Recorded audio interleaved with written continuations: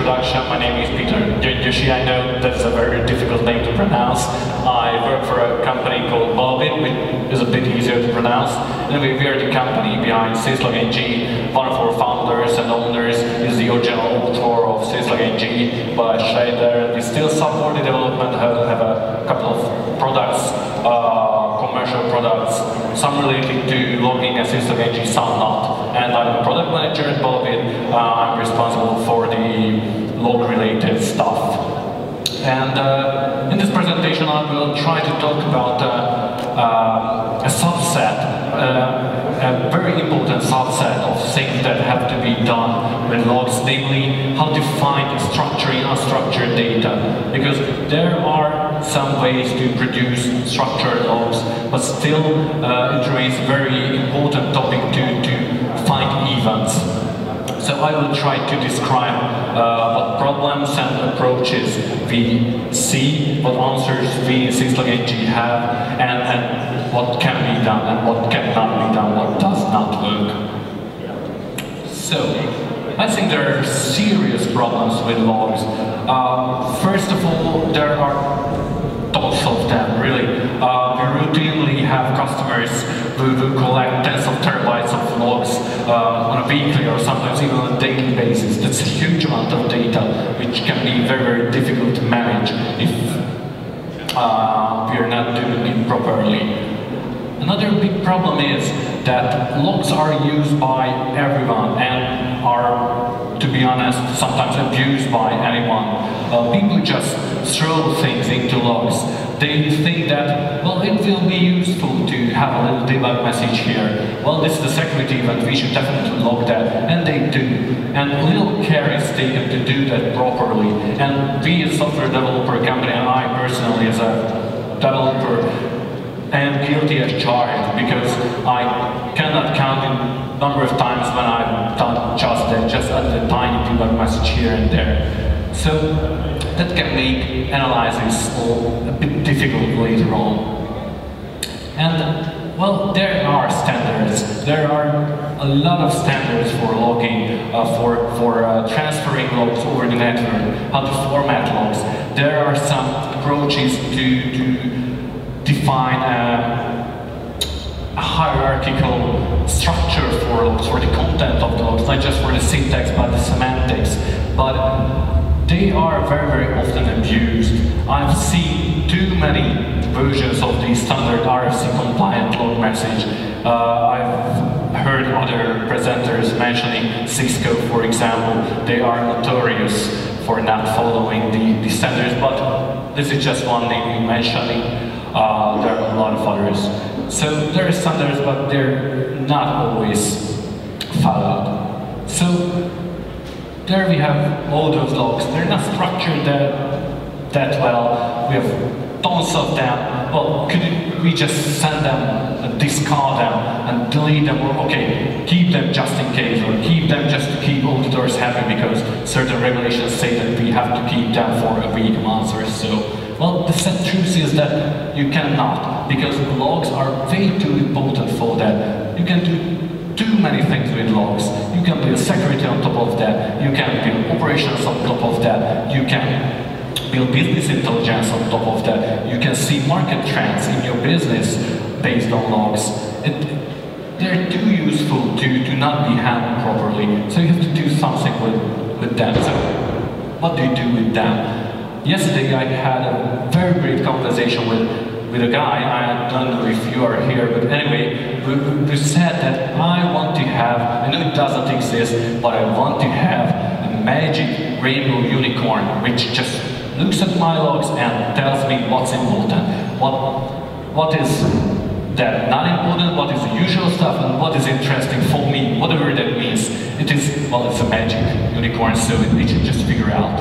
And it was a great conversation, quite long one. I think in this presentation I will talk about how close we can get to that magic unicorn and what should we do to get as close as we can, and why we cannot have that unicorn. So, there are a lot of things that has to be done with logs to make sense of them. The first step, or the zero step, is log management. It is not sexy, but you have to do that. It is not sexy because by itself it does not give you anything useful, but you have to do that because without that you cannot really do anything. What do I mean by log management? The basic stuff, collecting logs, transferring logs to a central server, transferring it into your analytics suites, storing it in a way that you can be sure that nothing is lost, and even discarding it after a while when you run out of space or when the regulations tell you to discard it. Without that, if you cannot trust the data that you collect, then you cannot trust anything that you build on top of that. It's the basic notion of garbage in, garbage out. It applies to logging as well. So log management is the first step. It is very, very important, and not just because we do stuff that, well, that does log management. I think it is really needed. So after, okay, you have collected all your logs, they're there, no message is lost, you have it in your analytics suites. The next step is trying to find what's in there, because by itself logs are just text or any other kind of raw data, and you don't want to deal with raw data. You want to deal with events. You want to recognize events. You don't want to deal with this chunk of text, these bytes. You want to know that it is a login event. So somehow you want to turn this sequence of bytes into a structured information which says that there was a login event that happened. Now there are different approaches to that. You can do it in an online fashion and in an offline fashion. In an online fashion, you do it right when the data arrives. So it comes in, it is fetched from the file, it is read from the network, it is parsed somewhat, and then you immediately try to recognize a pattern. The good thing in that is that then you can use that information for filtering and routing the logs to decide what happened, what should happen with those logs. Maybe they could even be discarded immediately because you know that that piece of information is not relevant, it is not needed. But maybe you can immediately forward it to an alerting system because you know that that particular event is really, really interesting. You can do that if you do this pattern matching in an online way. The problem is that then it has to be really, really fast to scale. Remember, there are systems that are spitting out log messages by 100,000 messages per second rate. It is there. So a naive approach to that, like a long list of regular expressions and matching them linearly to each and every incoming message just won't scale, just won't work. You have to find something that is more efficient than that. The other approach is doing it offline. Logs just come in, you just dump it into a database, to a file in plain text format, and then when you want to do something, you try to search for patterns, like with simple tools like grep. But most database solutions have some kind of a free text search built in. You can do that after. The drawback is that in that case you cannot use it for filtering or routing. But what you gain is that your algorithms don't have to be that fast. Now in syslog-ng, we have solutions for both. For the online version, we have the set of functions that is called parent database, which is basically a hierarchically organized radix tree-based pattern matching algorithm, which is quite efficient and scales and has a syntax like that, which is, I think, much more readable than regular expressions. That's maybe just me. And for the offline search, in our appliance product, we have a built-in indexing engine, but we can integrate with all the usual stuff in SQL databases, MongoDB, Elasticsearch, and stuff like that. And in those, you can do those offline searches later on. Okay, you recognize the patterns. You recognize that this is indeed a login event, but there is much more information in a log message than just the fact that it was a login event. You can, in this example, see the username. And you might want to be able to extract that information and use that. Because, for example, login events for the root user or for I don't know, user that usually your Apache daemon runs under are very, very important because, well, they shouldn't happen. And you might want to handle messages differently, but to be able to do that, you have to extract that information. It might happen that you already get that in a structured way, but in a lot of the cases, you just, again, get a sequence of bytes in which that information is there. And you might want to extract that information somehow. Now, this method of how doing this can be encoded in your patterns, because the pattern can also say that you will find the username at this place, and this is a login event, by the way. But there are other approaches too. You can also use heuristics. You can recognize typical blocks. For example, URLs or IP addresses are quite easy to recognize and be extracted. Emails can also be found. And of course, you can also automatically parse the value pairs when you find it in logs, and that works pretty well. And again, to the syslog-ng solution, in PatternDB, you can define places where you can, so the patterns can contain parts when you say that user logged in username, here comes quote string, and we should extract that and call that username. And after that part is extracted, you can use that in filtering, just as you can use the host name or the timestamp on the message. All these methods I've mentioned so far involve writing patterns by hand, which can be a tedious task. I will go back to that in a bit. But there is another approach which starts with finding similar logs. Because if you find logs that look almost the same, you can almost be sure that they can be described by a pattern, that they describe the same event, just with different arguments. So for going back to the same example, sorry to repeat myself so often, I just wanted to repeat these examples to show you how these different aspects can be applied to the same source, the same data. So these examples, user logged in username equals Joe and user logged in username equals Jack are pretty similar. And if you got 50 or 100 or 1,000 similar messages like that where only the username differs, it is quite easy to figure out what is happening there. And it is quite easy to do that using algorithmic methods so that you don't have to create your patterns manually. So that can be done. A very cheap but surprisingly effective trick, which is employed by, or used by a lot of solutions, is what we call the delimiter hash, which works by collecting the list of delimiters in a given long message. By delimiters, I mean the characters that separate the tokens or words. In this case, this is this space equals sign quote quote. And if you take a look at that, you will find that in similar messages, this list is always the same because those won't change.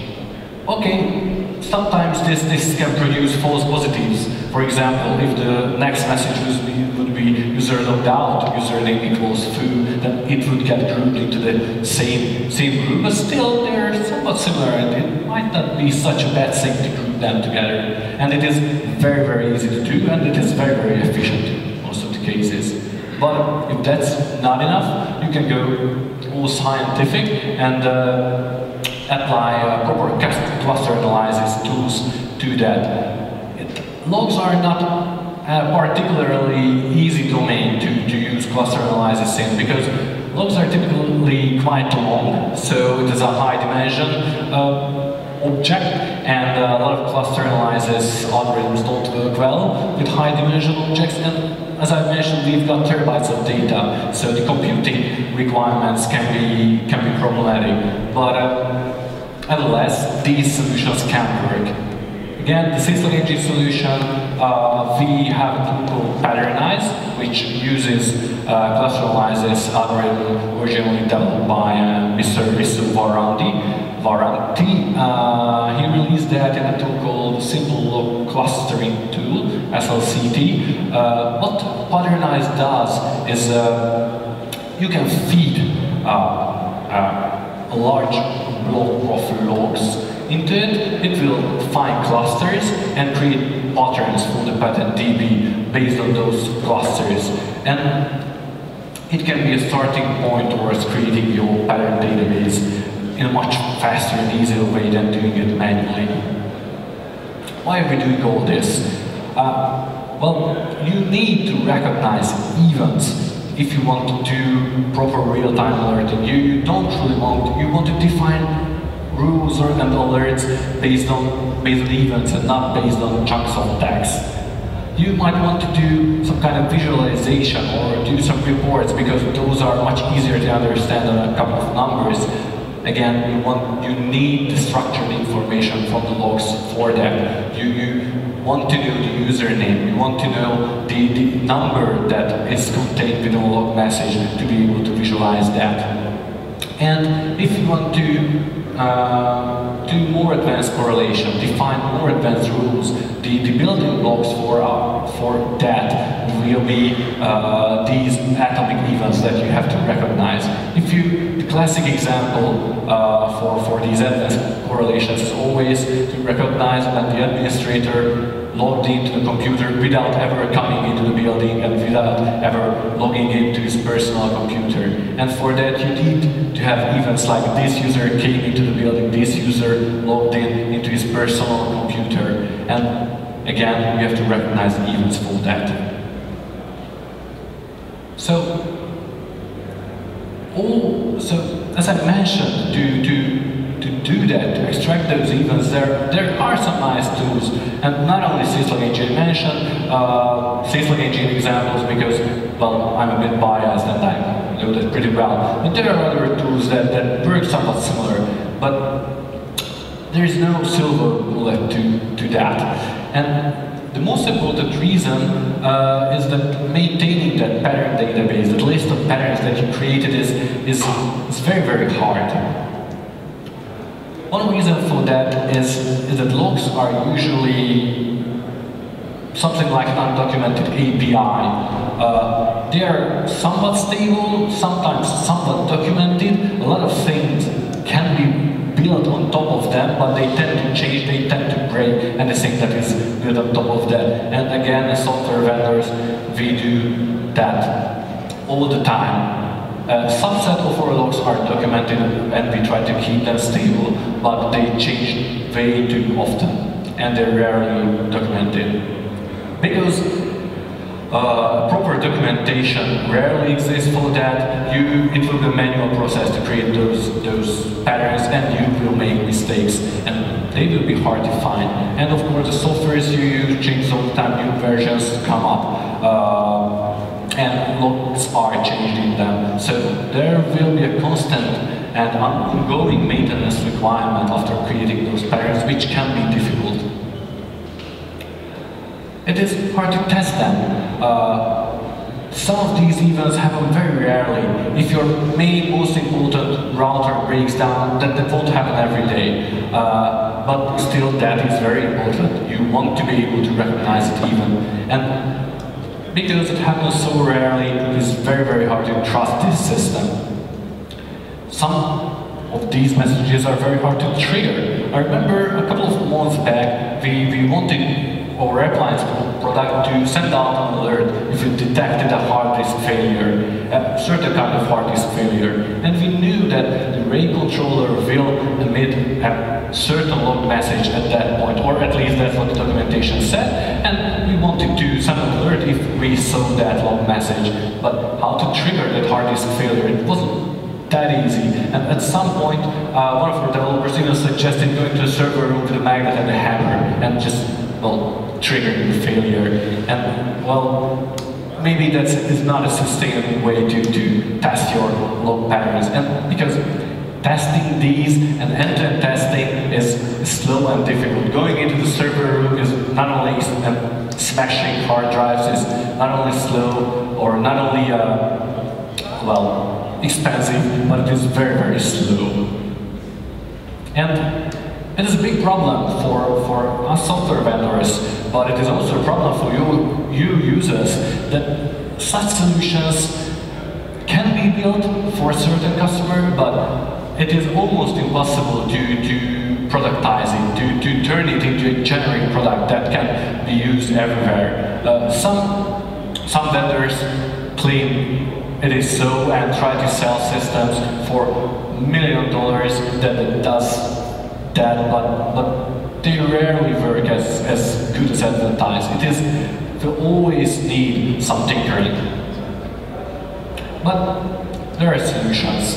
Okay, I will hurry up. Should I? Okay, anyway. There are some important things to consider. There you have your patterns. You can turn C patterns into patterns and turn those into heuristics. If you have heuristics, you can turn those into patterns. If you have a system to do online pattern matching, you can verify it through offline search. You can test those patterns on the data you have stored, and you can do an explorative analysis in your stored data and use that to build patterns that will be used in the online classification. And of course, you can use approaches like clustering to create those patterns. Just a couple of words in the end. You should limit your scope. You shouldn't shoot wide. You should concentrate on those software or those kinds of events that really do matter. For example, user-related events or events from your security system. You will be able to cover them, but you won't be able to cover everything. Know how deep you need to go. Don't try to analyze everything if you only need the events. And recognize how much you can do. And I think that's the most important thing I'm trying to say here, is that you should change your focus. You should be tracking entities and not log messages. What you care about are users or servers or routers. You should track their state and then try to build up that state and use log messages only as a source for that process. Try to build a profile for those users, for those servers, recognize what they usually do, and try to find anomalies, try to find deviations from what is usually happening. And log messages are just a source for that. So I think we're not doomed. We can get over log analysis, but we have to have a goal. You have to have a goal. When you start off, you have to know what you want to achieve. You have to build on a stable infrastructure and have a realistic scope and try to find solutions that require minimum maintenance and configuration, because you won't succeed otherwise. Thank you.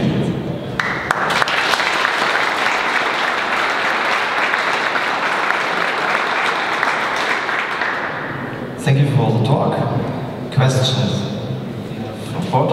Any questions? No? You have say many of pattern and the testing. Have you automatic tests for this? Yes, we do, but I think that's not enough. This pattern DB and syslog-ng and the tools we have for that include automated self-test. So in the pattern database format, it's an XML format, there is a room for examples. So you write your patterns, then you list examples along with that. And there is a little tool that can do automated self-testing and check if that pattern does. So those examples match that pattern and that pattern only. So there is no overlap or confusion there. But self-testing is needed and automated testing is needed there, but sometimes it cannot be done. Because, as I mentioned, triggering the event is not trivial, cannot be automated in a lot of the cases, and even though the documentation is said that that rate card will say that this hard disk failure happened, you cannot really trust that, or not always. Okay, thanks. Any other question? Okay, then thanks for the nice talk. Thank you. We have a little break.